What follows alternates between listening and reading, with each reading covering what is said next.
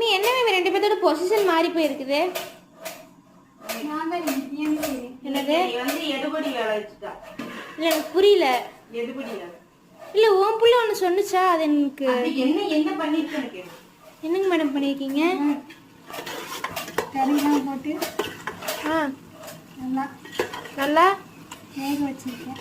வேக வச்சு இது வரைக்கும் என்னென்ன உள்ள போட்டிருக்கீங்க? பிரியாணி ஸ்பைசஸ்.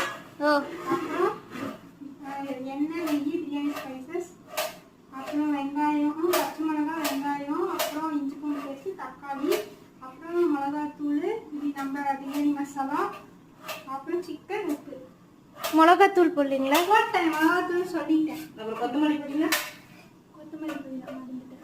அப்புறம் பக்கத்துல அடுப்புல என்ன சமைச்சு? பக்கத்து அடுப்புக்கு எனக்கு சம்மந்தம் கிடையாது. அதில் என்ன இருக்கு ஓப்பன் பண்ணி காட்டுங்க.